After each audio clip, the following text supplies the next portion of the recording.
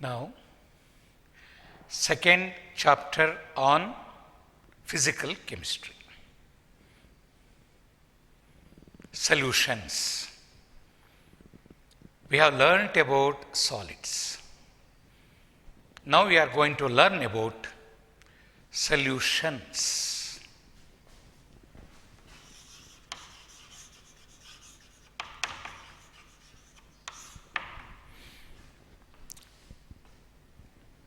See, in solids,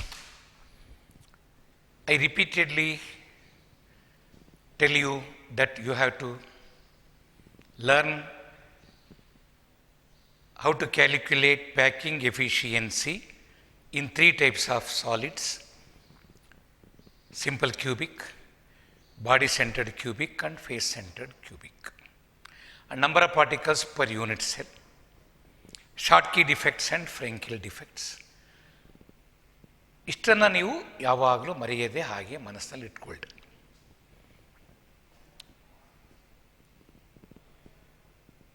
next, solid chapter ಮೇಲೆ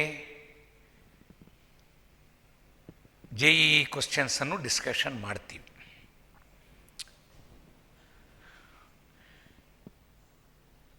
ಇನ್ನು ಸ್ವಲ್ಪ ಹೋಗಲಿ 2 ದಿವಸ ಅಂಥೇಳಿ ಕಾಯ್ತಾ ಇದ್ದೀವಿ.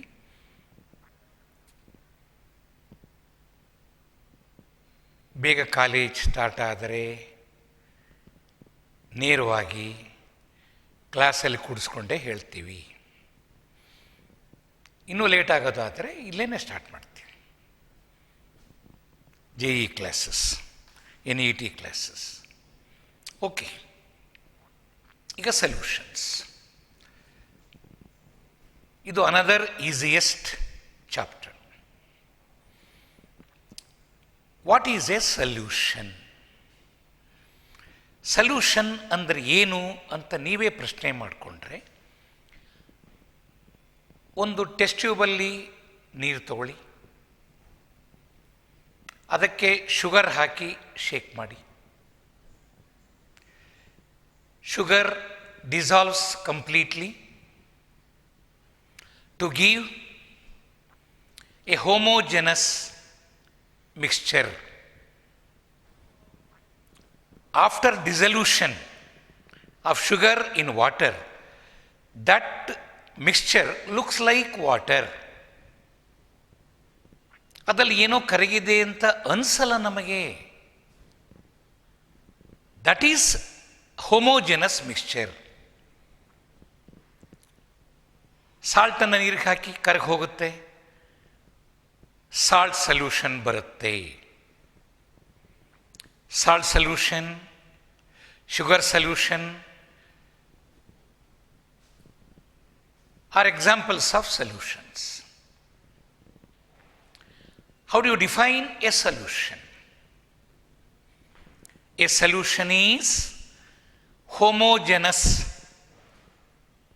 mixture of 2 or more components which do not react with each other. ಈಗ ಶುಗರ್ನ ನೀರಿಗೆ ಹಾಕಿದರೆ ಶುಗರ್ ಮತ್ತು ವಾಟರ್ ಮಧ್ಯೆ ಯಾವುದೇ ಕೆಮಿಕಲ್ ರಿಯಾಕ್ಷನ್ ಆಗೋದಿಲ್ಲ. ಅಲ್ಲಿ ಕಾಂಪೋನೆಂಟ್ಸ್ ಯಾವುವು? Sugar and water. ಆ ಎರಡು ಕಾಂಪೋನೆಂಟ್ಸು ಪರಸ್ಪರ ರಿಯಾಕ್ಟ್ ಆಗೋದಿಲ್ಲ. ಬಟ್ ಅವೆರಡು ಸೇರಿದಾಗ ನಮಗೆ ಹೋಮೋಜೆನಸ್ ಮಿಕ್ಸ್ಚರ್ ಬರುತ್ತೆ. ಕೆಲವೊಮ್ಮೆ ಅದು ಕಲರ್ಡ್ ಸೊಲ್ಯೂಷನ್ ಆಗಿರಬಹುದು, but it will be homogeneous. ಈಗ ಪೊಟ್ಯಾಸಿಯಂ ಕ್ರೋಮೇಟನ್ನು ನೀರಿಗೆ ಹಾಕಿದರೆ ಸೊಲ್ಯೂಷನ್ನ potassium chromate, it is yellow in colour, but it is ಹೋಮೋಜೆನಸ್.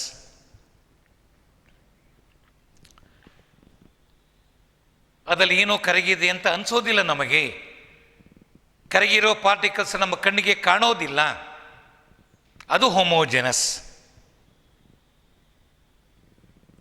So ಹಾಗಾದರೆ solution is homogeneous mixture of 2 or more components which do not react with each other. Example, sugar solution, salt solution, etc. ಈ ಸಲ್ಯೂಷನ್ನಲ್ಲಿ ನಾವು ಎರಡು ಟರ್ಮ್ಸನ್ನು ಉಪಯೋಗಿಸ್ತೀವಿ. ಒಂದು salute, ಇನ್ನೊಂದು solvent. Solute ಎಂದರೆ ಯಾವುದು? It is a component of the solution present in smaller proportion. ಯಾವುದು ಕಡಿಮೆ ಇರುತ್ತೆ ಅದು ಸಲ್ಯೂಟ್. ಈಗ ಶುಗರ್ ಸಲ್ಯೂಷನ್ನಲ್ಲಿ sugar will be in smaller proportion, water will be in larger proportion. So sugar is solute. The component present in larger proportion is called solvent. So now we are clear what is a solute, the component of a solution present in smaller proportion. In the sugar solution, sugar is solute. What is solvent? In the solution, the component of the solution present in larger proportion.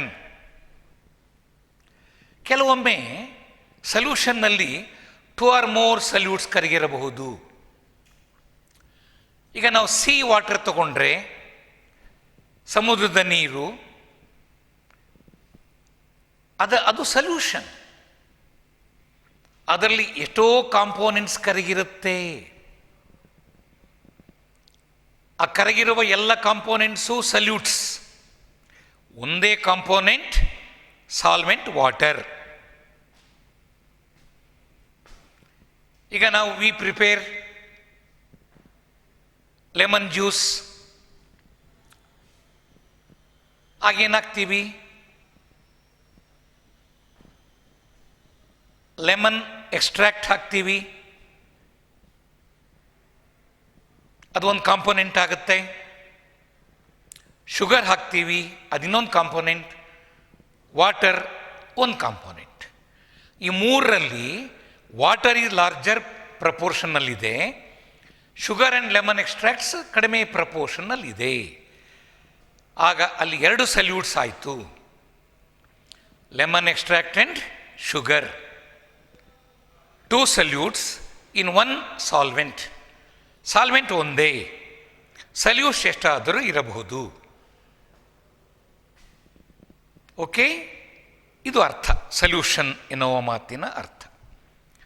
ಈಗ sugar plus water ಎರಡೇ components ಇದೆ, ಅದನ್ನು binary solution ಅಂತ ಕರಿತೀವಿ.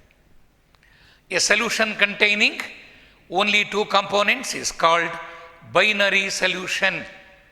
ಅಣ್ಣ ಬಾರ್ ಪ್ರದೀಪ.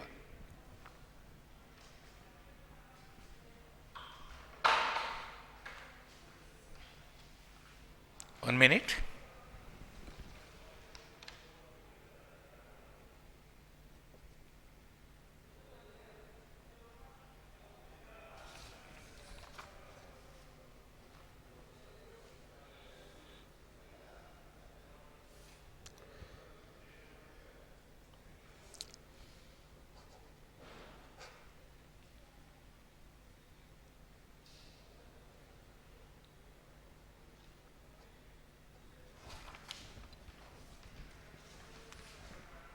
ಇದು ಇಲ್ಲಿರಲ್ಲ.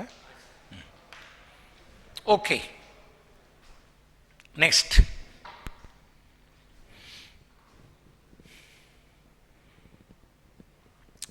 Binary solution means a solution containing 2 components. 3 components ಇದ್ದರೆ, lemon juice, lemon extract, sugar plus water 3 components ಇದೆ, ಅದನ್ನು ternary solution. Binary 2 components, ternary 3 components, quaternary solution 4 components. Next, we can classify solutions mainly into 3 types. ಸೊಲ್ಯೂಷನ್ಗಳನ್ನು 3 types ಆಗಿ ವಿಂಗಡಿಸಬಹುದು. Based on physical state of solvent. ಸಾಲ್ವೆಂಟಿನ physical state ಆಧಾರದ ಮೇಲೆ there are 3 types of solutions. Which are the 3 physical state of solvent? Solid, liquid, gas. ಹಾಗಾದರೆ solvent solid ಸ್ಟೇಟ್ನಲ್ಲಿದ್ದರೆ it is solid solution. Solvent liquid ಸ್ಟೇಟ್ನಲ್ಲಿದ್ದರೆ ಅದು liquid solution. Solvent gaseous ಸ್ಟೇಟಲ್ಲಿದ್ದರೆ ಅದು gaseous solution.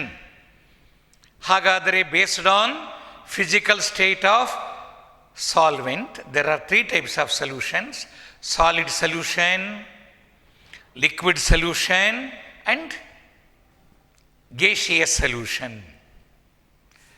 ಮೊದಲೇದು solid solution.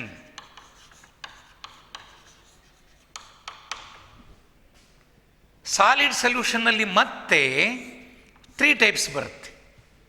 Based on physical state of salute.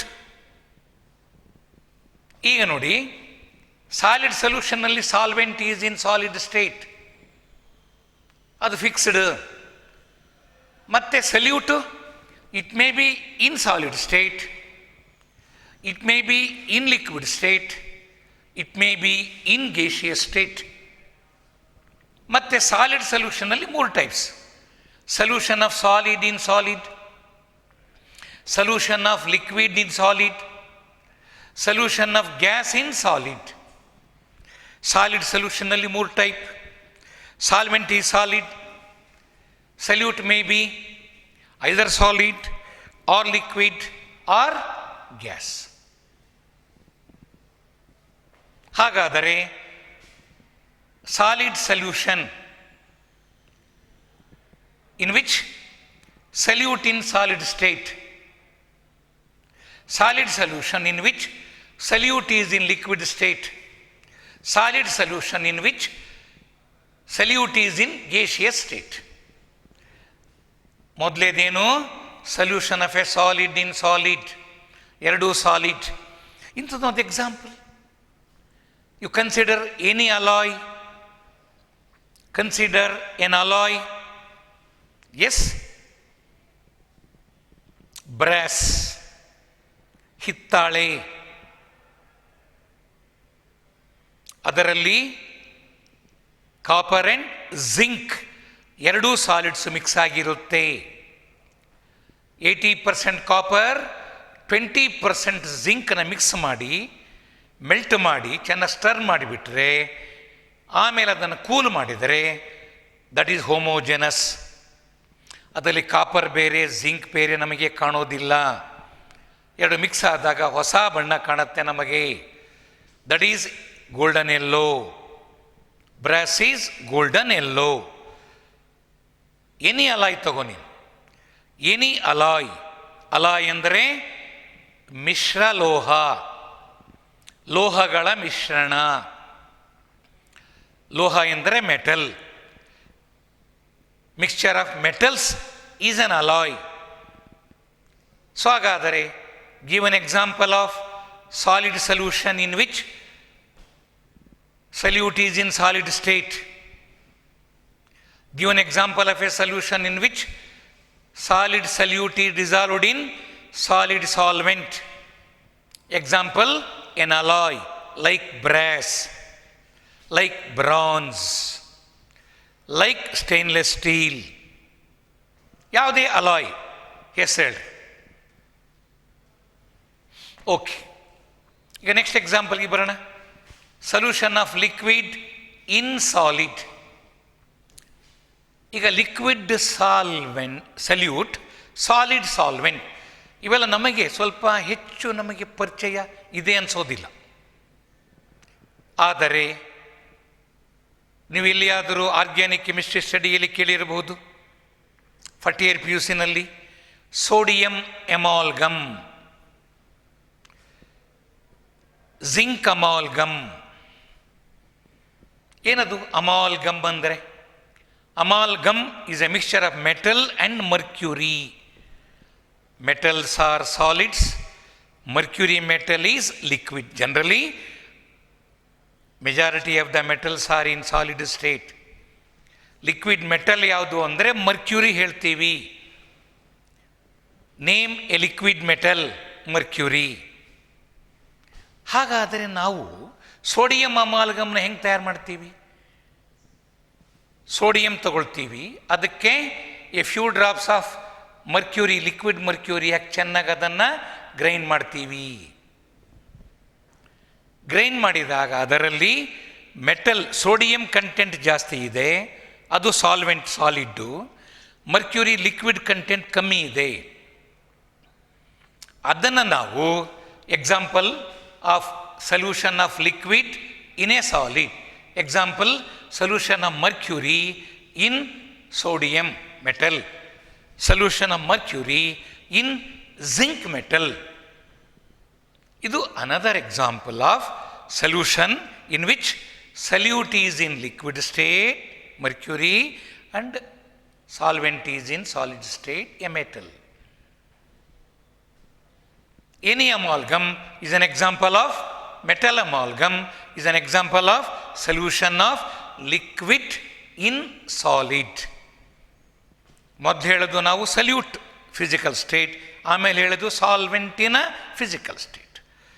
Solution of liquid, solute in solid solvent, metal amalgam.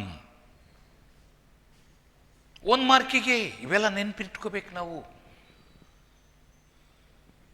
Next, solution of gaseous solute in solid solvent. ಬಹಳ ಅಪರೂಪ ಅನ್ಸುತ್ತಿವೆಲ್ಲ. Solution of gaseous solute in solid solvent. ಈಗ solid palladium metal, ಅದು palladium is a metal. Palladium ಅನ್ನು in the presence of hydrogen gas heat ಮಾಡಿದರೆ, when you heat metal palladium in the presence of hydrogen gas, ಆಗ ಪೆಲಾಡಿಯಂ metal ಏನಾಗುತ್ತೆ, solid metal expand ಆಗುತ್ತೆ ಕಾಯಿಸಿದಾಗ. ಸ್ವಲ್ಪ ಆಗ ಇಂಟರ್ಸ್ಟಿಷಿಯಲ್ ಹೋಲ್ಸ್, ವಾಯ್ಡ್ಸ್ ಸ್ವಲ್ಪ ಎನ್ಲಾರ್ಜ್ ಆಗ್ತವೆ. ಆ ಹೋಲ್ಗಳಲ್ಲಿ ಹೋಗಿ H2 ಮಾಲಿಕ್ಯೂಲ್ಸ್ ಕುತ್ಕೊಳ್ತವೆ. ಆಗ ಅಲ್ಲಿ hydrogen gas trapped in interstitial voids of palladium. ಆಮೇಲೆ ಅದನ್ನ ಕೂಲ್ ಮಾಡಿಬಿಡ್ತೀವಿ. ಕೂಲ್ ಮಾಡಿದಾಗ ಮತ್ತದು ಕಾಂಟ್ರಾಕ್ಟ್ ಆಗುತ್ತೆ. ಅದರ ಒಳಗೆ, ಆ ಪೆಲಾಡಿಯಂನ ಒಳಗೆ ಗ್ಯಾಸ್ ಮಾಲಿಕ್ಯೂಲ್ಸ್ ಸೇರ್ಕೊಂಡ್ಬಿಟ್ಟವು. Hydrogen molecules are now trapped in voids of the palladium metal. ಹೀಗೆ ಇದು ಪೆಲಾಡಿಯಂ ಮೆಟಲ್ ಆಟಮ್, ಇದು ಪೆಲಾಡಿಯಂ ಮೆಟಲ್ ಆಟಮ್, ಇದು ವಾಯ್ಡ್, ಇಲ್ಲಿ ಹೈಡ್ರೋಜನ್ ಕೂತಿದೆ. ಇದು ಪೆಲಾಡಿಯಂ, ಅಲ್ಲಿ ಹೈಡ್ರೋಜನ್. ಈಗ ಸಾಲ್ವೆಂಟ್ ಯಾವುದು? ಹೈಡ್ರೋಜನ್, ಸಲ್ಯೂಟ್ ಯಾವುದು? Hydrogen gas. ಸಾಲ್ವೆಂಟ್ ಯಾವುದು? Palladium. So hydrogen in palladium, hydrogen gas trapped inside the voids of palladium metal. ಅದು example of this type. Okay, ಒಂದು ಎಕ್ಸಾಂಪಲ್ ಮುಗಿಸಿದ್ದೀನಿ ನಾನೀಗ. ಸಾಲಿಡ್ ಸೊಲ್ಯೂಷನ್ನಲ್ಲಿ 3 ಟೈಪ್ ಇದೆ. ಅಲ್ಲಿ solid, solvent, solutes are solids, liquids and gases. ಹಾಗೇನೇ come to the second type, liquid solution. ಅದರ್ಥ liquid ಸಲ್ಯೂಷನ್ನಲ್ಲಿ ಲಿಕ್ವಿಡ್ ಸಾಲ್ವೆಂಟ್ ಇರುತ್ತೆ, ಮತ್ತು ಅದರಲ್ಲಿ 3 type based on physical state of solute. Solvent in liquid, ಅದು ಕಾನ್ಸ್ಟೆಂಟ್. ಈಗ ಹಾಗಾದರೆ ಅದರಲ್ಲಿ 3 ಟೈಪ್ ಬರುತ್ತೆ. Solution of solid in liquid, solution of liquid in liquid, solution of gas in liquid, solution of gas in liquid. ಇದಕ್ಕೆ example ಜ್ಞಾಪಿಸ್ಕೊಳ್ಳಿ. Solution of, next example ಈಗ ಯಾವ್ದು ತಗೊಳ್ತಿದ್ದೀವಿ? Liquid solution. Liquid solution. Liquid solution ತಗೋತೀನಿ. Liquid ಸಲ್ಯೂಷನ್ನಲ್ಲಿ solid, liquid, gas ಇದು solutes. ಈಗ solution of a solid in liquid ಇದು ನಮಗೆ ಬಹಳ ಫೆಮಿಲಿಯರ್. ಈಗ sugar is a solid, water is liquid, solution of sugar in water, solution of salt in water. Solution ಅಂದ ತಕ್ಷಣವೇ ನಮ್ಮ ಮನಸ್ಸಿಗೆ ಹೊಳೆಯೋದು ಈ ಟೈಪ್ ಮಾತ್ರ. ಈ ಟೈಪು ನಮಗೆ ಬಹಳ familiar example. Solution of solid in liquid, example sugar solution, salt solution. Solution of liquid in liquid, any alcoholic drink like beer, brandy, whiskey, etc. ಏನದು? Solution of ethanol in water. Ethyl alcohol, ethanol is ethyl alcohol, ಅದು liquid, water is liquid, ethanol in water. ಆ different concentrations ತಗೊಂಡ್ರೆ ಅವು different alcoholic drinks ಬರುತ್ತೆ. So alcohol in water is an example of that type, liquid in liquid. Coming to example of gas in liquid, ಈಗ ನಾವು ಕೇಳಿದ್ದೀವಿ, ನಾವು ಬಯಾಲಜಿನಲ್ಲಿ ಓದುವಾಗ water contains, sea water contains, river water contains oxygen dissolved. ಎಷ್ಟೋ marine ಅನಿಮಲ್ಸ್ಗೆ ಆ dissolved ಆಕ್ಸಿಜನ್ನೇ ರೆಸ್ಪಿರೇಷನ್ಗೆ ಉಪಯೋಗಕ್ಕೆ ಬರುತ್ತೆ. So oxygen should be there for majority of the marine animals to respire. ಹಾಗಾಗಿ oxygen dissolved in water, sea water. ಅದೆಲ್ಲ oxygen gas dissolved in liquid water. So it is a solution of gas in liquid solvent water. ಹಾಗೆ ಕಾಮಾಗಿ ಇಂಥವನ್ನು ನೆನ್ಪಿಟ್ಕೋಬೇಕು. ಮೂರನೇದು gaseous solution. Gaseous ಸಲ್ಯೂಷನ್ನಲ್ಲಿ solvent is gas. Again solutes are solid, liquid, gas. 3 types again. Solution of solid in gas, solution of liquid in gas, solution of gas in gas. ಜ್ಞಾಪಿಸ್ಕೊಳ್ಳಿ, solution of solid in gas. ಈಗ smoke in air. Smoke ಅಂದರೆ carbon particles. Carbon particles, carbon particles ಏನಿದೆ ಅವು solid. Air ಏನಿದೆ ಅದು gas. ಹಾಗಾದರೆ carbon particles dispersed in air, ನಾವು ಅದನ್ನು ಸ್ಮೋಕ್ ಇನ್ ಏರ್ ಅಂತ ಕರಿತೀವಿ. ಸ್ಮೋಕ್ ಅಂದಾಗ ಅದು carbon particles which are very very small. Those carbon particles solid state. Air gas, it is an example of solid in gas. Liquid in gas, moisture. Water vapour in air, water vapour is in liquid state. Moisture ಎಂದರೆ ತೇವಾಂಶ, ಗಾಳಿಯಲ್ಲಿರುವ ತೇವಾಂಶ. Moisture content in air, nothing but water vapour in air. Water is in liquid state, air is gas. Another example. ಈಗ ಅದು ಮುಗೀತು. Gas ಇನ್ gas example air ತಗೊಳ್ರಿ. What is air?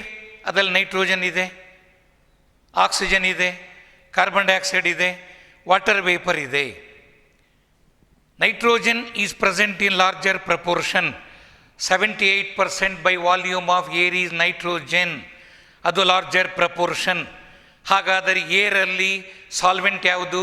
Nitrogen gas. Solvent is in gaseous state.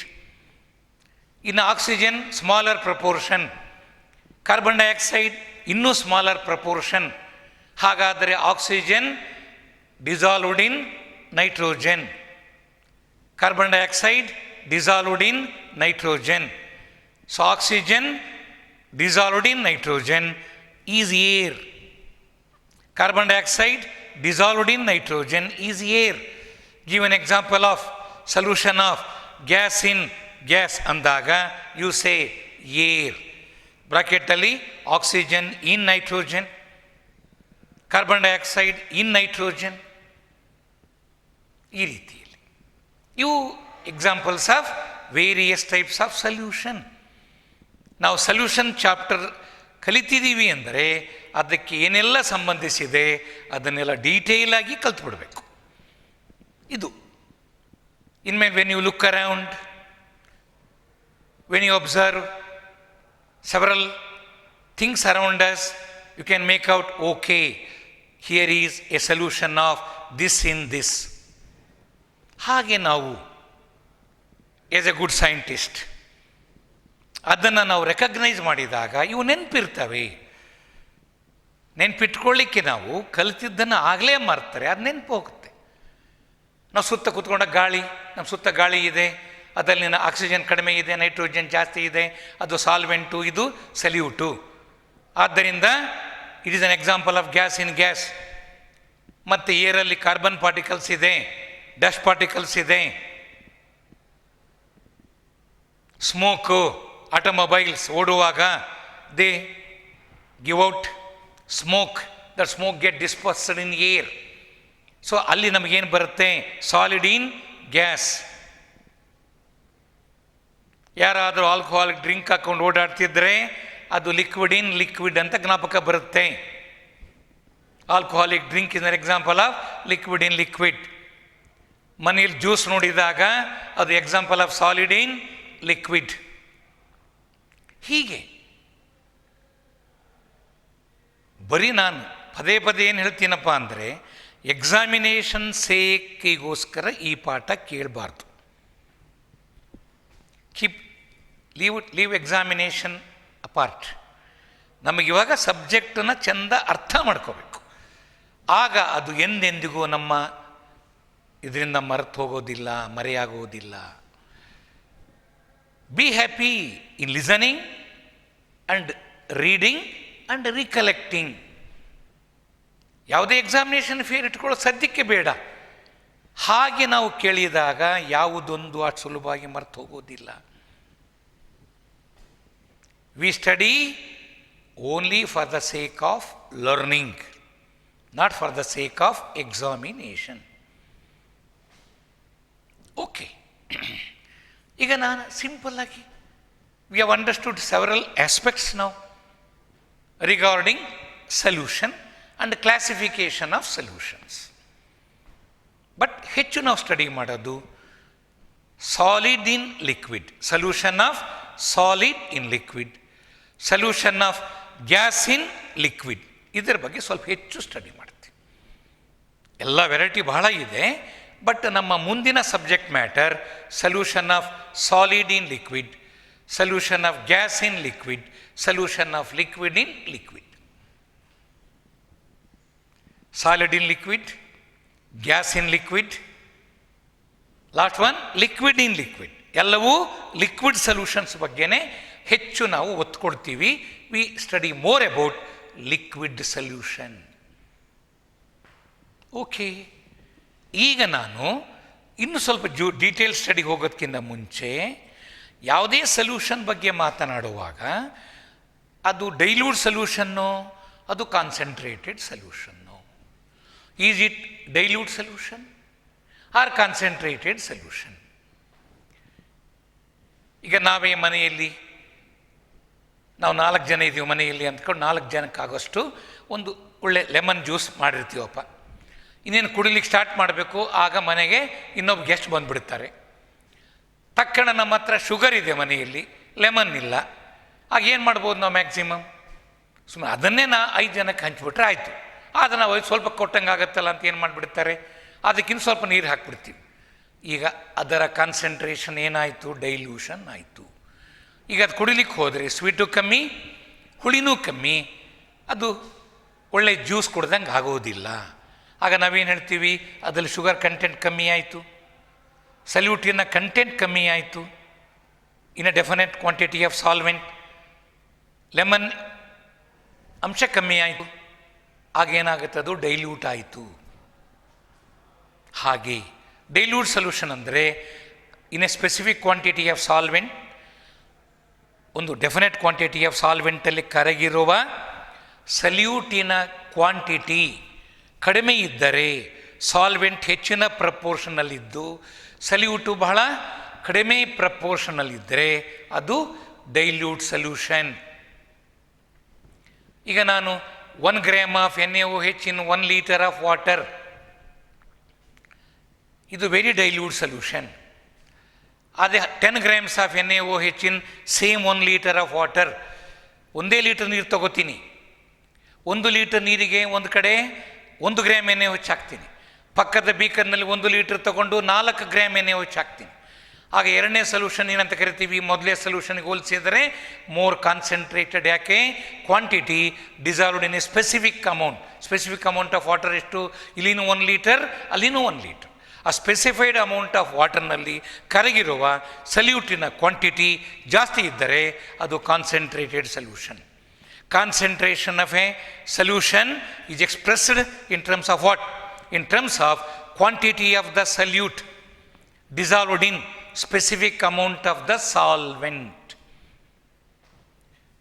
ಒಂದು ನಿರ್ದಿಷ್ಟವಾದ ಪ್ರಮಾಣದ ನೀರಿನಲ್ಲಿ ಕರಗಿರುವ ಸಲ್ಯೂಟಿನ ಪ್ರಮಾಣದ ಆಧಾರದ ಮೇಲೆ ಕಾನ್ಸಂಟ್ರೇಷನನ್ನು ಎಕ್ಸ್ಪ್ಲೈನ್ ಮಾಡ್ತೀವಿ. ಒಂದು ಸರಿ ಕನ್ನಡ ವರ್ಡ್ಸ್ಗಿಂತ ಇಂಗ್ಲೀಷ್ ವರ್ಡ್ಸ್ಗೆ ಚೆನ್ನಾಗಿ ಅರ್ಥ ಆಗಿಬಿಡ್ತಾವೆ. ಕರಗಿರುವ ಸಲ್ಯೂಟಿನ ಕ್ವಾಂಟಿಟಿ ಆಧಾರದ ಮೇಲೆ ಒಂದು ಡೆಫಿನೆಟ್ ಕ್ವಾಂಟಿಟಿ ಆಫ್ ಸಾಲ್ವೆಂಟಿನಲ್ಲಿ ಕರಗಿರುವ ಸಲ್ಯೂಟಿನ ಕ್ವಾಂಟಿಟಿ ಆಧಾರದ ಮೇಲೆ ಕಾನ್ಸಂಟ್ರೇಷನನ್ನು ಡಿಫೈನ್ ಮಾಡ್ತೀವಿ. ಅದು ಡೈಲ್ಯೂಟ್ ಸೊಲ್ಯೂಷನ್ನು, ಕಾನ್ಸಂಟ್ರೇಟೆಡ್ ಸೊಲ್ಯೂಷನ್ನು. ಕಳೆದ ವರ್ಷ ನೀವು ಲ್ಯಾಬಲ್ಲಿ ಡೈಲ್ಯೂಟ್ ಸಲ್ಫ್ಯೂರಿಕ್ ಆ್ಯಸಿಡ್ ಬಗ್ಗೆ ಕೇಳಿದ್ದೀರಿ, ಕಾನ್ಸಂಟ್ರೇಟೆಡ್ ಸಲ್ಫ್ಯೂರಿಕ್ ಆ್ಯಸಿಡ್ ಬಗ್ಗೆ ಕೇಳಿದ್ದೀರಿ. Dilute hydrochloric acid, concentrated hydrochloric acid. ಹಂಗಂದರ್ಥ ಡೈಲ್ಯೂಟ್ ಸಲ್ಫ್ಯೂರಿಕ್ ಆ್ಯಸಿಡ್ ಅಂದ್ರರ್ಥ ಅದರಲ್ಲಿ ಅದು ಅಷ್ಟೇ ಕ್ವಾಂಟಿಟಿ ನೀರಿನಲ್ಲಿ, 1 ಲೀಟರ್ ನೀರಿನ ಡೈಲ್ಯೂಟ್ ಸಲ್ಫ್ಯೂರಿಕ್ ಆ್ಯಸಿಡ್ನಲ್ಲಿರುವ ಸಲ್ಫ್ಯೂರಿಕ್ ಆ್ಯಸಿಡಿನ ಕ್ವಾಂಟಿಟಿ ಕಡಿಮೆ. ಅದೇ 1 ಲೀಟರ್ ಕಾನ್ಸಂಟ್ರೇಟೆಡ್ ಸಲ್ಫ್ಯೂರಿಕ್ ಆ್ಯಸಿಡ್ ತೊಗೊಂಡ್ರೆ ಅದು 1 ಲೀಟರ್, ಬಟ್ ಅದರಲ್ಲಿ ಕರಗಿರುವ ಸಲ್ಫ್ಯೂರಿಕ್ ಆ್ಯಸಿಡಿನ ಕ್ವಾಂಟಿಟಿ ಜಾಸ್ತಿ. ಇಷ್ಟೇ ಅರ್ಥ. More the quantity of the solute dissolved in specific quantity of solvent, then that solution is said to be highly concentrated. If the quantity of the solute dissolved is less, it is said to be dilute. ಹೀಗೆ ಇದು concentration. ಆದರೆ ಸಂದರ್ಭಕ್ಕೆ ತಕ್ಕಂತೆ ನಾವು solution study ಮಾಡುವಾಗ we express concentrations in different methods, in different ways. We say mole fraction.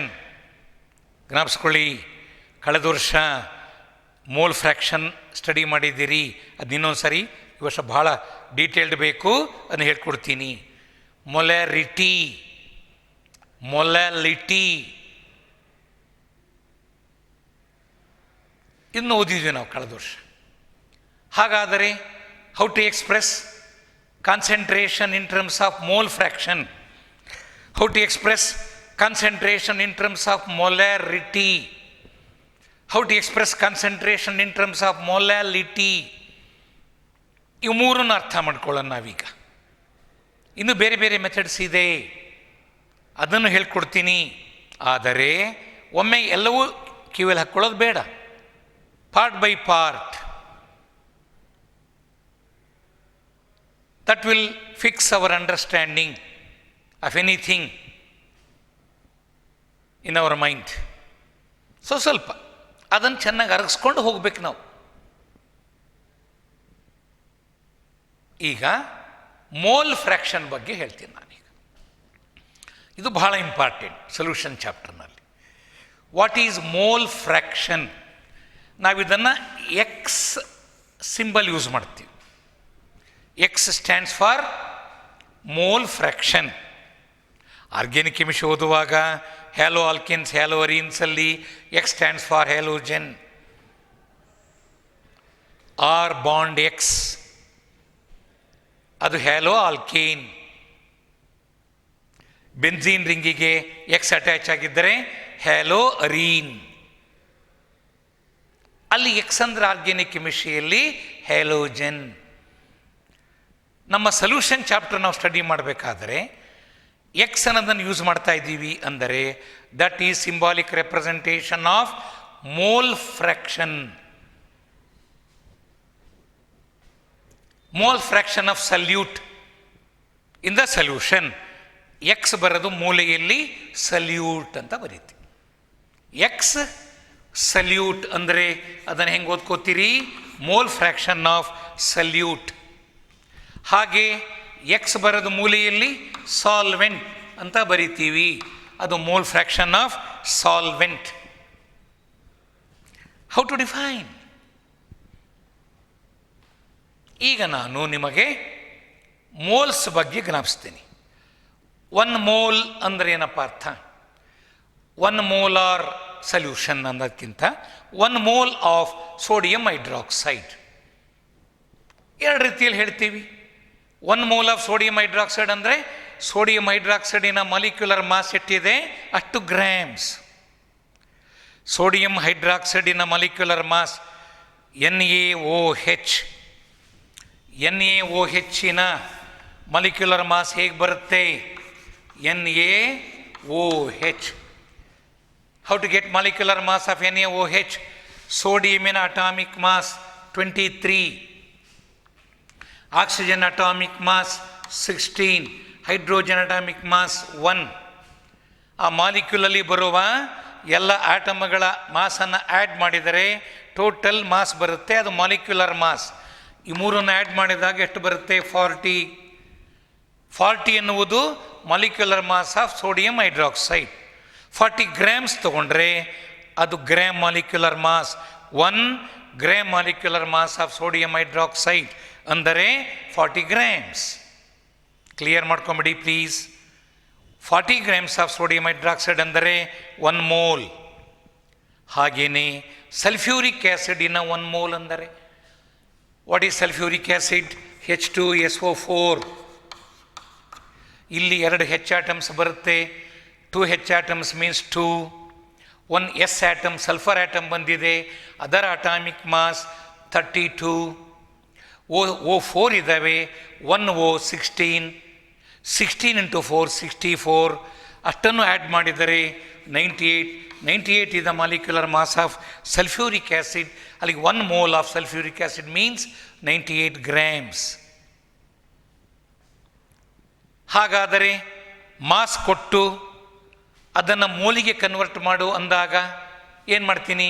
40 ಗ್ರಾಮ್ಸ್ನ mole ಹೆಂಗೆ ಮಾಡ್ತೀವಿ ಹೇಳು? 40/40. n ಸ್ಮಾಲ್ n ಅಂದರೆ number of moles.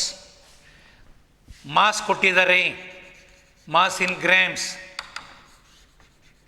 Divided by molecular mass. Gram molecular mass ಅಂದರೆ ಮಾಲಿಕ್ಯುಲರ್ ಮಾಸ್ ಇನ್ ಗ್ರಾಮ್ಸ್. ಕೊಟ್ಟಿರುವ ಮಾಸನ್ನು ಮೋಲಲ್ಲಿ convert ಮಾಡಿ, ಮೋಲಿಗೆ convert ಮಾಡಿ first ಅಂದಾಗ ಕೊಟ್ಟಿರುವ ಮಾಸನ್ನು ಅಲ್ಲಿರುವ ಯಾವುದು ವಸ್ತಿರುತ್ತೋ ಅದರ ಮಾಲಿಕ್ಯುಲರ್ ಮಾಸ್ ಲೆಕ್ಕ ಹಾಕಿ ಭಾಗಿಸ್ಬೇಕು, n ಬರುತ್ತೆ. ಈಗ 40 ಗ್ರಾಮ್ಸನ್ನು ಮೋಲಲ್ಲಿ ಹೇಳು ಅಂದರೆ 40/40 1 ಮೋಲ್. ಅದೇ 80 ಗ್ರಾಮ್ಸ್ NaOH ತಗೊಂಡ್ರೆ how many moles? 80/40 2 moles. Every 40 gram is called 1 mole. ಹಾಗೆ 80 ಗ್ರಾಮ್ಸ್ ಅಂದರೆ 80/40. 200 grams of sodium hydroxide means how many moles? 200/40 5 moles. ಇದು ಗ್ರಾಮನ್ನು ಮೋಲ್ ಮಾಡುವ ರೀತಿ. Fix it in mind. Very much essential fact is this. ತಕ್ಷಣ ನಾನು mass ಕೊಟ್ಟಾಗ moles ಹೇಳಿ ಅಂತ ಎಲ್ಲಿಯಾದರೂ ಕೇಳ್ಬೋದು ಮುಂದೆ. ತಕ್ಷಣ ಸರ್ ಅದರ ಮಾಸನ್ನು ಮಾಲಿಕ್ಯುಲರ್ ಮಾರ್ಕ್ಸಿಂದ ಡಿವೈಡ್ ಮಾಡಿದರೆ ಅದು ಮೋಲಿಗೆ ಕನ್ವರ್ಟ್ ಆಯಿತು. 2 grams of NaOH how many moles? ಆಗ ನಾನು ಬರ್ಕೊಳ್ತೀನಿ n is mass in grams by gram molecular mass 2/40. ಅದೆಷ್ಟಾಯಿತು? ಹಾಗಾದರೆ 0.0 ಮತ್ತು 0.05 ಮೋಲ್ ಆಯಿತು. 2/40 is 0.05 mole. So 2 grams of NaOH ಅಂದರೂ ಒಂದೇ, 0.05 ಮೋಲ್ಸ್ ಆಫ್ NaOH ಅಂದರೂ ಒಂದೇ. ಕೆಲವರು ಸುಮ್ಮನೆ ಇದನ್ನು ಸರಿಯಾಗಿ ಕೇಳದೆ ನಾವು ಮುಂದೆ ಮೋಲ್ ಅಂದಾಗ ಸರಿಯಾದ ರೀತಿಯಲ್ಲಿ ತಲೆಗೆ ಹಾಕ್ಕೊಳ್ಳೋದಿಲ್ಲ. ಡೀಟೇಲ್ ಆಗಿ ಹೇಳ್ಕೊಡ್ತಿದ್ದೀವಿ. ಸರಿಯಾಗಿ ಕೂತ್ಕೊಂಡು ಕೇಳಿದರೆ ನಮ್ಮ ಮುಖ ನೋಡುವುದರೊಳಗಾಗಿ ನೀವು you are ready for some 20 to 30 marks. ಈಗ ಮನೆಯಲ್ಲಿ ಕೂತ್ಕೊಂಡೆ ಸಮಾಧಾನವಾಗಿ ನೀವು ಈ ಚಾಪ್ಟರ್ಸ್ನ ಓದಿಬಿಟ್ರೆ ನಾವು ಇನ್ನೊಮ್ಮೆ ನೀವು ಕಾಲೇಜಿಗೆ ಬಂದ ಮೇಲೆ ಈ ಚಾಪ್ಟರ್ಸ್ನ ಕಾಲೇಜಿಗೆ ಬರ್ತಿದ್ದ ಹಾಗೇ ಬೇರೆ ಚಾಪ್ಟರ್ಸ್ ಸ್ಟಾರ್ಟ್ ಮಾಡ್ತೀವಿ. ಕೊನೆಗೆ ಈ ಚಾಪ್ಟರ್ಸ್ನು ಇವಾಗ ಏನು ಮಾಡಿದ್ದೀವಿ ಇದನ್ನು ಸಹ ಒಂದು ಸಾರಿ ರಿವಿಷನ್ ಮಾಡ್ತೀವಿ. ಆ ನೆನಪಿರಲಿ, ಅದು ರಿವಿಷನ್. ಡೀಟೇಲ್ಡ್ ಡಿಸ್ಕಷನ್ ಇಲ್ಲಿ ನಡೀತಾ ಇದೆ. ಹೆಂಗಿದ್ದು ರಿವಿಷನ್ ಮಾಡ್ತಾರೆ ಅಂತ ಕೇಳದೆ ಬಿಟ್ಟರೆ you are the losers. Please, we are doing all the best for you people because you are in free mind now at your houses, not under any pressure.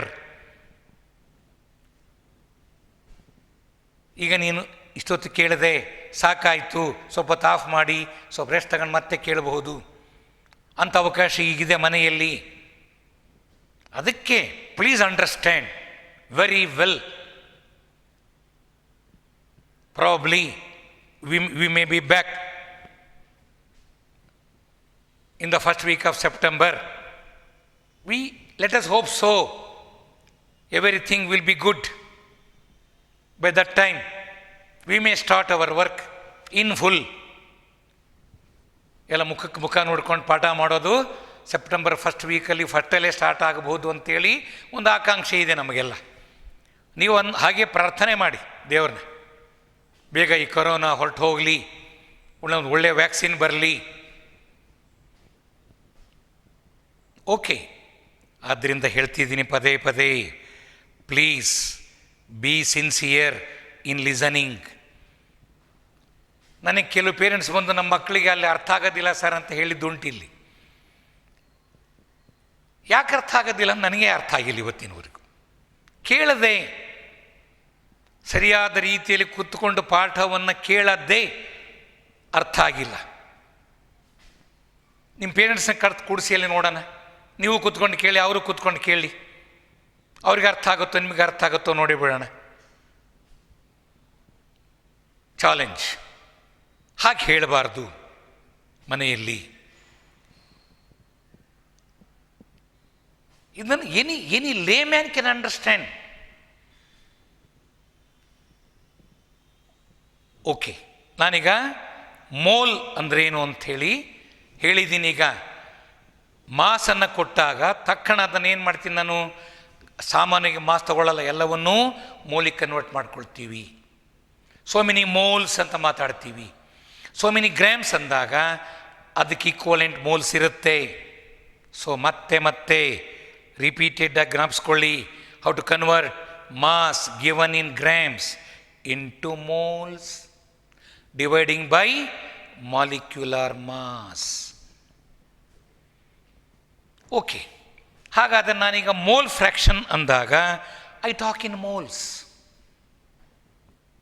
ನೋಡೋಣ, what is mole fraction? ಒಂದು solution ಇದೆ, ಅದರಲ್ಲಿ component B ಇದೆ, component A ಇದೆ.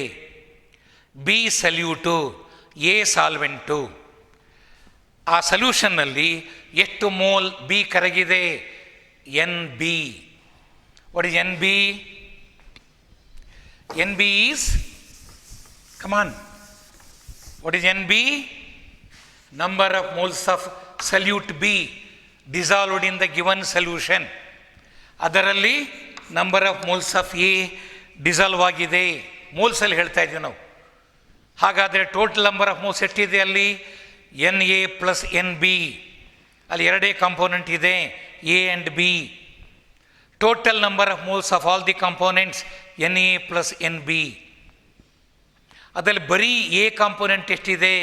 N A. ಹಾಗಾದರೆ what is the mole fraction of A? ಆಮೇಲೆ ನೀವು define ಮಾಡಿ, ಎಕ್ಸ್ ಎ ಅಂದ್ರೇನು, mole fraction of A, Na divided by Na plus Nb. ಕೆಳಗೇನಿದೆ total number of moles of all the components. ಮೇಲೆ ನಿನಗೆ mole fraction of component A ಬೇಕಿದ್ದರೆ number of moles of that component, ಮೇಲೆ total number of moles of the component denominator. ಇದನ್ನು ನಾವು ratio type ಹೇಳ್ತೀವಿ. Define X by Y ಅಂದಾಗ mathematics ಸೆನ್ಸಲ್ಲಿ ಏನು ಹೇಳ್ತೀಯ? It the ratio of X to Y. ಹಾಗೆ ಇದನ್ನು ಹೇಳು. What is the mole fraction of component A in the solution? It is the ratio of number of moles of that component to the total number of moles of all the components in the solution. Na divided by N total. N total. ಎಷ್ಟು ಚೆನ್ನಾಗಿದೆ ನೋಡಿ. ಹಾಗಾದರೆ ನನ್ನ ಹತ್ರ ಒಂದು solution ಇದೆ. ಅದರಲ್ಲಿ 2 moles of benzene, 8 moles of toluene. Yes please. I have got a solution in which 2 moles of benzene are dissolved in 8 moles of toluene. ಎರಡು ಕಾಂಪೋನೆಂಟ್ಸ್ ಇದೆ. Binary solution. ಸಲ್ಯೂಟ್ ಯಾವುದು ಕಡಿಮೆ ಇದೆ? 2. Solute is B, solvent is toluene. ಜಾಸ್ತಿ ಇದೆ. ಯಾವುದು ಕಡಿಮೆ ಇದೆ ಅದು ಸಲ್ಯೂಟ್, ಜಾಸ್ತಿ ಇದೆ solvent. Mole fraction of solute ಕಂಡಿಡಿ ಅಂದರೆ ಮೋಲ್ ಫ್ರ್ಯಾಕ್ಷನ್ ಆಫ್ ಬಿ ಹೆಂಗೆ ಬರುತ್ತೆ ನಮಗೆ? Mole fraction of benzene is equal to number of moles of benzene divided by N total. Correct? Number of moles of benzene ಎಷ್ಟು? 2 divided by N total. ಎರಡು add ಮಾಡು, 10. 2 by 10 0.2 is the mole fraction of benzene. ಹಾಗೇನೆ X A sorry T ಅಂದೇನು? Toluene. X toluene is what? Number of moles of toluene 8 divided by 8 + 2 10. Answer 0.8. ನೋಡಿ, ಹಾಗಾದ್ರೆ ನಂತರ solution ಇದೆ containing benzene and ಟಾಲೀನ್. ನಮ್ಮ mole fraction of benzene ಎಷ್ಟು ಬಂತು? 0.2 ಬಂತು. ಮೋಲ್ ಫ್ರ್ಯಾಕ್ಷನ್ ಆಫ್ ಟಾಲೀನ್ ಎಷ್ಟು ಬಂತು? 0.8 ಬಂತು. ಇವೆರಡು ಆ್ಯಡ್ ಮಾಡಿ 0.2 + 0.8 ಇಟ್ ವಿಲ್ ಬಿ 1. ಹಾಗಾದರೆ ಯಾವುದೇ ಸೊಲ್ಯೂಷನ್ ತಗೋ, ಅದರಲ್ಲಿ 10 ಕಾಂಪೋನೆಂಟ್ಸ್ ಇರಲಿ, ಆ ಎಲ್ಲ 10 ಕಾಂಪೋನೆಂಟ್ಗಳ ಮೋಲ್ ಫ್ರ್ಯಾಕ್ಷನ್ ಕಂಡುಹಿಡಿದ್ರೆ the sum will be 1 only. ಹಾಗಾದ ನಂತರ ಬೈನರಿ ಸೊಲ್ಯೂಷನ್ ಇದೆ, ಎರಡೇ ಕಾಂಪೋನೆಂಟ್ಸ್ ಇದೆ. Mole fraction of solute is 0.6. What is mole fraction of solvent? Mole fraction of solute is 0.4 ಅಂದ್ಕೋ. Mole fraction of solute is 0.4. What is the mole fraction of solvent? 1 - 0.4 0.6. ಹಾಗಾದರೆ ಅಲ್ಲಿರುವ ಎಲ್ಲ ಸಲ್ಯೂಟ್ಗಳ mole ಫ್ರ್ಯಾಕ್ಷನ್ಸನ್ನು sum up ಮಾಡಿದರೆ some will be 1. ಅಲ್ಲಿಗೆ ಒಂದರ mole fraction ಗೊತ್ತಿದ್ದರೆ ಇನ್ನೊಂದರ value ಹೆಂಗೆ ಹೇಳ್ತೀಯಾ? ಆ ಕೊಟ್ಟಿರೋ ಬೆಲೆಯನ್ನು ಒಂದರಲ್ಲಿ ಕಳಿ ಬಂದ್ಬಿಡ್ತು ಇನ್ನೊಂದು. ತತ್ಕ್ಷಣ ಹೇಳಂಗಿರ್ಬೇಕು, ಇಮ್ಮಿಡಿಯೇಟ್.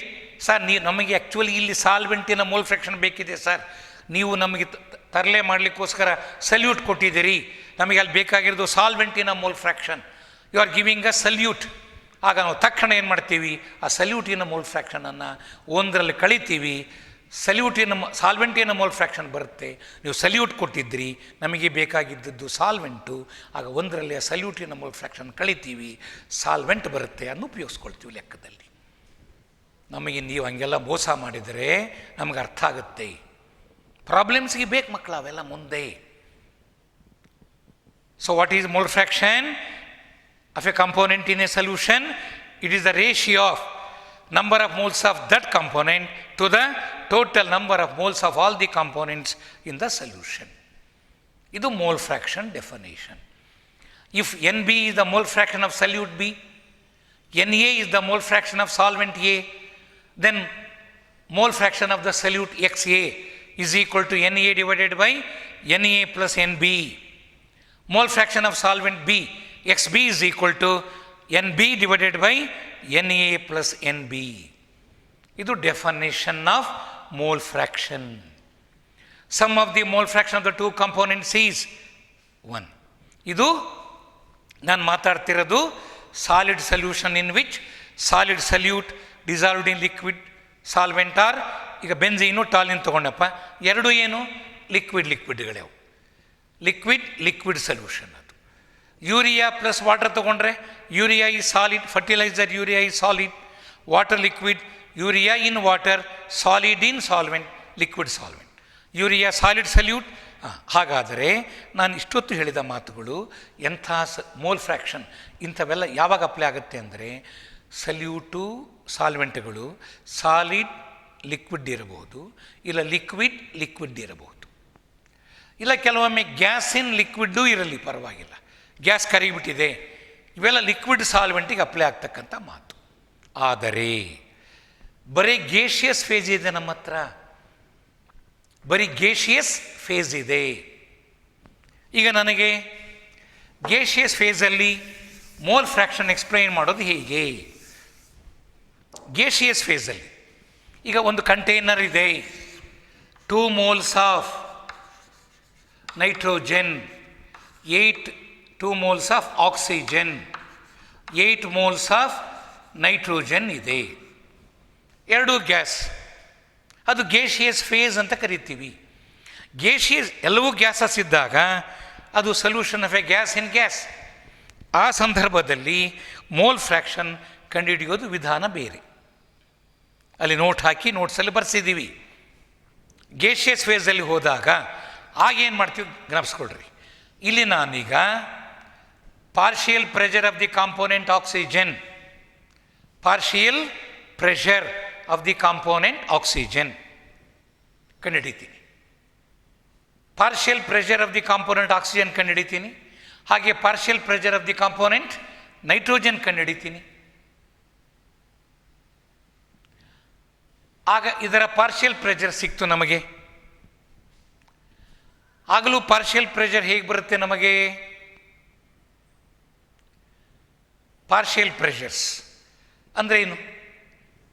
ಮಿಕ್ಸ್ಚರ್ ಇದ್ದಾಗ, when there is a mixture of different components, ಒಂದೊಂದು ಕಾಂಪೋನೆಂಟು ಹೊಂದಿರಬಹುದಾದ ಪ್ರೆಷರ್ ಆ ವೆಸಲ್ ಒಳಗೆ. ಅಲ್ಲಿ 2 moles ಆಕ್ಸಿಜನ್ ಇದೆ, 2 moles ಆಕ್ಸಿಜನ್ ಇದೆ, 2 moles ಆಕ್ಸಿಜನ್ ಇದೆ, 8 moles ನೈಟ್ರೋಜನ್ ಇದೆ. ಟೋಟಲ್ ವೆಸಲಿನ ವಾಲ್ಯೂಮ್ 10 ಲೀಟರ್ಸ್, 1 ಲೀಟರ್ ಇದೆ.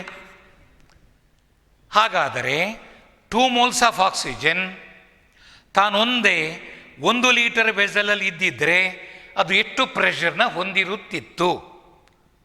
ಅದು ಅದರ ಪಾರ್ಷಿಯಲ್ ಪ್ರೆಷರ್. ಎರಡಿದಾವೆ ಇಲ್ಲಿ, ಆಕ್ಸಿಜನ್ ಇದೆ, ನೈಟ್ರೋಜನ್ ಇದೆ.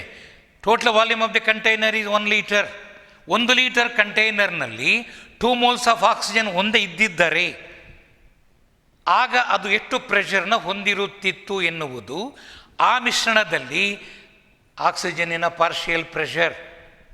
ಹಾಗೆಯೇ ಅದರಲ್ಲಿ 8 moles ನೈಟ್ರೋಜನ್ ಒಂದೇ ಇದ್ದರೆ ಅದು ಎಷ್ಟು ಪ್ರೆಷರ್ನ ಹೊಂದಿರುತ್ತಿತ್ತು ಅನ್ನೋದು ಅದರ ಪಾರ್ಷಿಯಲ್ ಪ್ರೆಷರ್. ಈಗ ನನಗೆ ಈ ಪಾತ್ರೆಯಲ್ಲಿ ಎರಡೂ ಇದ್ದಾವೆ. Total pressure of the mixture P total is equal to partial pressure of nitrogen, partial pressure of oxygen. Partial pressure of nitrogen plus partial pressure of oxygen. ಎರಡು ಕೂಡ್ತೀನಿ. ಹೋದ ವರ್ಷ ಓದಿದ್ದು ಡಾಲ್ಟನ್ಸ್ ಲಾ ಆಫ್ ಪಾರ್ಷಿಯಲ್ ಪ್ರೆಷರ್. ಏನು ಹೇಳ್ತದೆ ಅದು? Total pressure of gaseous mixture is the sum of partial pressures of all the components. How to get partial pressure of each component? Partial pressure of nitrogen.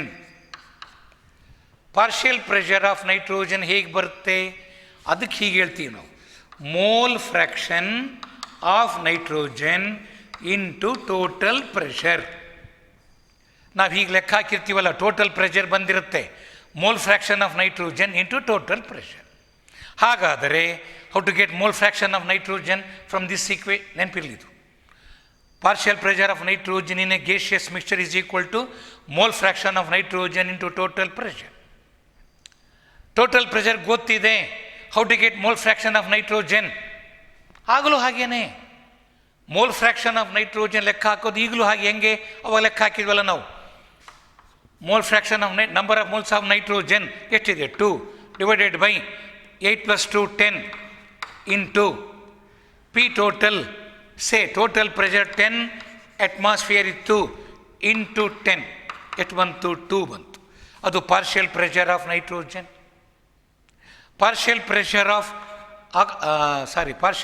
Of nitrogen 8 ಇತ್ತು. 8/10 into 10. What is partial pressure of nitrogen? Mole fraction of nitrogen. ಅಂದರೆ number of moles of nitrogen 8 divided by total number of moles 10.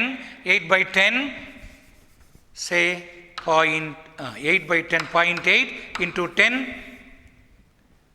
ಎಷ್ಟು ಬಂತು? 8 ಬಂತು. 10 cancel, 8 ಬಂತು. ಹಾಗೆ partial pressure of oxygen ಮಾಡಿ. Yes ಜ್ಞಾಪಿಸ್ಕೊಳ್ಳಿ, mole fraction of oxygen into total pressure. How to get mole fraction of oxygen? Number of moles of oxygen divided by total. 2 divided by total 8 plus 2 10 into total pressure 10. ನಾನು ಆಗಲೇ ಹೇಳಿದ್ದೆ total pressure 10 ಇರಲಿ ಅಂಥೇಳಿ. ಆಗ 10 cancel 2. ಈಗ ಹೇಳಿ, partial pressure of nitrogen 8, partial pressure of oxygen 2, 8 plus 2 10, 10 ಇದೆ total pressure ಬಂತಲ್ಲ. ಸೊ ಡಾಲ್ಟನ್ಸ್ ಲಾ ಪ್ರೂವ್ ಆಯಿತು. ಇವೆಲ್ಲ ಕರೆಕ್ಟ್ ಈಕ್ವೇಷನ್ಸ್. ಹಾಗಾದರೆ in terms of partial pressure and total pressure, how do you express mole fraction in gaseous phase? Mole fraction ಒಂದೇ, number of moles of that divided by total. ಅದು mole fraction ಲೆಕ್ಕ ಹಾಕೋದು. Partial pressures ಗೊತ್ತಿದ್ದಾಗ how to calculate mole fraction in gaseous face? ಆಗ ನೋಡಿ, P nitrogen is equal to mole fraction of nitrogen into P total. Therefore, mole fraction of nitrogen is equal to partial pressure of nitrogen divided by P total.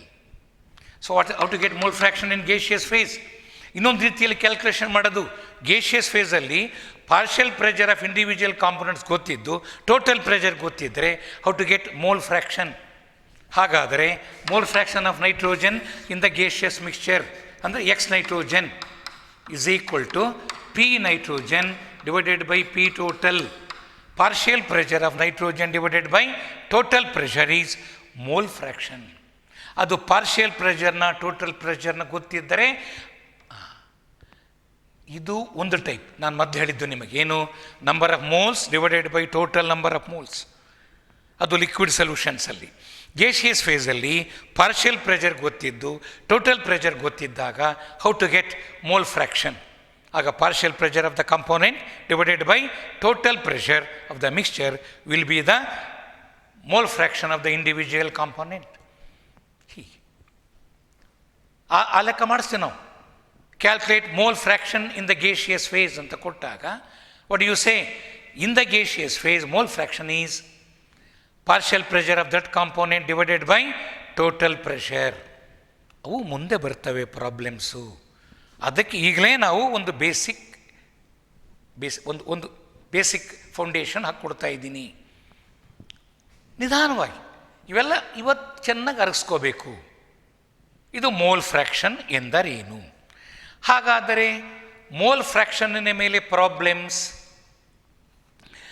Mole ಫ್ರ್ಯಾಕ್ಷನ್ನಿನ ಮೇಲೆ problems ಕೊಟ್ಟು ಎಷ್ಟು ಚೆನ್ನಾಗಿರುತ್ತೆ problems. ಈಗ ನೀವು, ನಾನಾಗಲೇ ಹೇಳಿಬಿಟ್ಟಿದ್ದೀನಿ, physics ಆಗಲಿ ಯಾವುದೇ ಆಗಲಿ ನೀವೇನೇ ಪಾಠ ಕೇಳಿ ಪಕ್ಕದಲ್ಲಿ ಏನಿರಬೇಕು? ಫಿಸಿಕಲ್ ಕೆಮಿಸ್ಟ್ರಿ ಪಾಠ ಮಾಡುವಾಗ ಫಿಸಿಕಲ್ ಕೆಮಿಸ್ಟ್ರಿ ಪ್ರಾಬ್ಲಮ್ ಬುಕ್ ಇಟ್ಕೊಂಡ್ಬಿಡ್ಬೇಕು. ನಾನಾಗಲೇ ಅವತ್ತೇ ಸಾಲಿಡ್ಸಲ್ಲಿ ಒಂದು ಪ್ರಾಬ್ಲಮ್ ಬುಕ್ ಅಂತ ಇಟ್ಕೊಂಬಿಡಿ ಅಂಥೇಳಿ, ಈಗಲೂ ಸಹ ನೀವು ಸ್ವಲ್ಪ ತಪಾಸು ಮಾಡಿ ಹೋಗಿ ಪ್ರಾಬ್ಲಮ್ ಬುಕ್ ತಂದು ಇಟ್ಕೊಳ್ಳಿ. ಮೊದಲು ನಾನು ಸಿಂಪಲಾಗಿ ಬೋರ್ಡಿನ ಮೇಲೆ ಒಂದು ಪ್ರಾಬ್ಲಮ್ ಮಾಡ್ತೇನೆ. ಆಮೇಲೆ ನಿಮಗೆ ಪ್ರಾಬ್ಲಮ್ ನಮ್ಮ ನೋಟ್ಸಲ್ಲಿ ಇಂತಿಂಥ ಪ್ರಾಬ್ಲಮ್ಸ್ ಎಲ್ಲಿದೆ, ನಮ್ಮ ಇದು ನಾವು ಕೊನೆಗೆ ಎಕ್ಸರ್ಸೈಸ್ ಪಾರ್ಟ್ ಏನು ಕೊಟ್ಟಿದ್ದೀವಿ ಅಲ್ಲಿ ಯಾವ್ಯಾವ ಪ್ರಾಬ್ಲಮ್ಸು ಮೋಲ್ ಫ್ರ್ಯಾಕ್ಷನ್ಗೆ ಸಂಬಂಧಪಟ್ಟವು, ಆ ಪ್ರಾಬ್ಲಮ್ ನಂಬರ್ ಕೊಡ್ತೀನಿ, ಆ ಪ್ರಾಬ್ಲಮ್ಸ್ ಮಾಡಬೇಕು. ಬಟ್ ನಾನೀಗ ಅಲ್ಲಿರೋ ಪ್ರಾಬ್ಲಮ್ಸ್ ಮಾಡಲ್ಲ, ನಿಮಗೆ ಅದನ್ನು ಹೋಮ್ವರ್ಕ್ ಆಗಿ ಕೊಡ್ತೀನಿ. ನಾಳೆ ನಿಮಗೆ ಅದಕ್ಕೆ ಆನ್ಸರ್ಸು ಅಲ್ಲಿ ಸಿಕ್ಕುತ್ತೆ. ಇವಾಗ ಹಾಗಾದರೆ ನಾನು ನಿಮಗೆ ಒಂದು ಪಾರ್ಷಿಯಲ್ ಪ್ರೆಷರ್ ಪ್ರಾಬ್ಲಮ್ನ ಕೊಡ್ತೀನಿ. ನೀವು ಜಸ್ಟ್ ಲಿಸನ್ ನಾವು ಬುಕ್ಕಿನಲ್ಲಿ ಇದು ಸುಮ್ಮನೆ ಕೇಳಿ. ಈಗ ನಾನು 6 grams of urea are dissolved in 7.2 grams of water. 72ನೇ ಹಾಕೋಣ. 72 grams of water. Calculate mole fractions of two components. ಒಂದೆರಡು ಮಾರ್ಕಿನ ಲೆಕ್ಕ. ನಾಳೆ CET NEETಗಳಲ್ಲಿ ಅದು NEET ಆದರೆ 4 ಮಾರ್ಕಿನ ಪ್ರಾಬ್ಲಮ್ ಆಯ್ತದು. ಇನ್ನು ಸಿಂಪಲ್ ಕೊಟ್ಟರೆ ಹಾಗಾದರೆ 6 grams of urea are dissolved in 72 grams of water. Grams ಅಲ್ಲಿ ಕೊಟ್ಟಿದ್ದೀನಿ ನಾನು. ಮೋಲ್ ಫ್ರ್ಯಾಕ್ಷನ್ ಕಂಡಿಡಿ ಅಂತ ಹೇಳಿದ್ದಾರೆ ಅವರು. ಮೋಲ್ ಫ್ರ್ಯಾಕ್ಷನ್ಗೆ ಬೇಕಾಗಿರುವುದೇನು? Mole, not grams. ಹಾಗಾದರೆ ಕೊಟ್ಟಿರುವ ಯೂರಿಯಾ ಮಾಸನ್ನು ಮೋಲಿಗೆ ಕನ್ವರ್ಟ್ ಮಾಡಬೇಕು, ವಾಟರ್ನ ಮಾಸನ್ನು ಮೋಲಿಗೆ ಕನ್ವರ್ಟ್ ಮಾಡಬೇಕು. ಹಾಗಾದರೆ number of moles of urea is equal to mass of urea in grams. Mass of urea in grams divided by gram molecular mass of urea. Urea formula ಏನಪ್ಪ ಅಂದರೆ NH2CONH2. ಇದು formula of urea. ಅಲ್ಲಿ 2 nitrogen ಇದೆ, 4 H ಇದೆ, 1 carbon ಇದೆ, 1 oxygen ಇದೆ. ನೆನ್ಪಿಟ್ಕೊಳ್ಳಿ, for the year molecular mass of urea is 60. Fertiliser urea ಜ್ಞಾಪಕ ಬರ್ತಿದ್ದ ಹಾಗೇನೆ ಅದರ ಮಾಲಿಕ್ಯುಲರ್ ಮಾಸ್ 60. ಕೆಲವೆಲ್ಲ ಮಾಡಿ ಅಭ್ಯಾಸ ಮಾಡ್ಕೊಂಡ್ಬಿಡ್ಬೇಕು. Glucose, our energy is obtained from glucose in our body. ನಾವು ಸುಕ್ರೋಸ್ ತಿಂತೀವಿ, ಕೇನ್ ಶುಗರ್ ತಿಂತೀವಿ. Cane sugar is broken into glucose and fructose in the presence of enzyme invertase. Starch ತಗೋತೀವಿ, ಸ್ಟಾರ್ಚ್ ಅನ್ನ ತಿಂತೀವಿ, ಅದು ಸ್ಟಾರ್ಚು. ಅದು ನಮ್ಮ ಬಾಡಿಯಲ್ಲಿ ಎನ್ಸೈಮಿನ ಪ್ರೆಸೆನ್ಸಲ್ಲಿ ಸ್ಟಾರ್ಚ್ ಏನಾಗುತ್ತೆ, ಕನ್ವರ್ಟ್ ಆಗಿ ಸುಕ್ರೋಸ್ ಆಗುತ್ತೆ, ಮಾಲ್ಟೋಸ್ ಆಗುತ್ತೆ. ಸ್ಟಾರ್ಚ್ ಫಸ್ಟ್ ಮಾಲ್ಟೋಸ್ ಆಗುತ್ತೆ, ಮಾಲ್ಟೋಸ್ ಮತ್ತೆ ಬ್ರೇಕ್ ಆಗಿ ಗ್ಲೂಕೋಸನ್ನು ಕೊಡುತ್ತೆ. ನಾವು ಅನ್ನ ಎಷ್ಟನ್ನ ತಿನ್ನಲಿ, ಅದು ಕೊನೆಗೇನಾಗುತ್ತೆ, ಬಾಡಿ ಒಳಗೆ ಡೈಜೆಷನ್ ಪ್ರೋಸೆಸ್ಸಲ್ಲಿ ಗ್ಲೂಕೋಸ್ ಆಗಿ ಕನ್ವರ್ಟ್ ಆಯಿತು ಇನ್ ಎನ್ಸೈಮ್ಯಾಟಿಕ್ ಪ್ರೋಸೆಸ್. ಹಾಗಾದರೆ ಆ ಗ್ಲೂಕೋಸು ನಮ್ಮ ಸೆಲ್ಸ್ ಅದನ್ನು ಅಬ್ಸಾರ್ಬ್ ಮಾಡ್ಕೊಳ್ತವೆ. ಸೆಲ್ಲಿನ ಒಳಗೆ ಗ್ಲೂಕೋಸ್ ಆಕ್ಸಿಡೈಸ್ ಆಗುತ್ತೆ in presence of oxygen to give carbon dioxide, water and energy. ಗ್ಲೂಕೋಸಿನಿಂದಲೇ ನಮ್ಮ ಎನರ್ಜಿ. C6H12O6 ಇದರ ಮಾಲಿಕ್ಯುಲರ್ ಮಾಸ್ 180. ನೆನ್ಪಿಟ್ಕೋಬೇಕು. ಅದು 60 ಆದರೆ ಗ್ಲೂಕೋಸಿನ ಮಾಲಿಕ್ಯುಲರ್ ಮಾಸ್ 180. ಸುಕ್ರೋಸ್ ನಾವು ತಿನ್ನುವ ಸಕ್ಕರೆ C12H22O11. C12H22O11 ಇದು ಸುಕ್ರೋಸ್, ಇದು 342. ಅಭ್ಯಾಸ ಎಲ್ಲ ಒಟ್ಟಿಗೆ ಬೇಡ. Urea 60, glucose 180. ಇದು ಭಾಳ ದೊಡ್ಡ ಮಾಲಿಕ್ಯೂಲ್, ಡಬಲ್ದಿ. ಅದು ಡೈಸ್ಯಾಕರೈಡ್ ಜಾಸ್ತಿ ಇರುತ್ತೆ, ಅದಕ್ಕೆ 342 ಇದು ಮಾಲಿಕ್ಯುಲರ್ ಇವು ಗೊತ್ತಿರಬೇಕಪ್ಪ ನಮಗೆ. NET JEEಗೆ ಹೋಗ್ಬೇಕಾದ್ರೆ ಇಂಥವೆಲ್ಲ ಮೊದಲೇ ಗೊತ್ತಿದ್ದರೆ ಬೇಗ ಆಗುತ್ತೆ ನಮಗಲ್ಲಿ ಕ್ಯಾಲ್ಕುಲೇಷನ್. ಓಕೆ, ಹಾಗಾದರೆ ಯೂರಿಯಾ 60, ಇದು urea mass in grams 6 grams. ಹಾಗಾದರೆ number of moles of urea ಬೇಕು, NU ಅಂತ ಬರೀತೀನಿ ನಾನೀಗ. Mass in grams 6, molecular mass 60. ಎಷ್ಟಾಯಿತು? 0.1 1/10 0.1 ಮೋಲ್ಸ್ ಆಯಿತು. 6 grams ಆಫ್ ಯೂರಿಯಾನ ಮೋಲಿಗೆ ಕನ್ವರ್ಟ್ ಮಾಡಿದ್ವಿ. Number of moles of water, mass of water 72 ಕೊಟ್ಟಿದ್ದಾರೆ. ಮಾಲಿಕ್ಯುಲರ್ ಮಾಸ್ ಆಫ್ ವಾಟರ್ ಜ್ಞಾಪಿಸ್ಕೊಳ್ಳಿ, O16, H2 16 2 18. ಇನ್ಮೇಲೆ ನೀರು ಕುಡಿಯುವಾಗಲೆಲ್ಲ ಮಾಲಿಕ್ಯುಲರ್ ಮಾಸ್ ಆಫ್ ವಾಟರ್ 18. ಹಾಗಾದರೆ 72/18 4 moles. ಈಗ ಸಬ್ಸ್ಟಿಟ್ಯೂಟ್ ಮಾಡಿ. What is mole fraction of urea?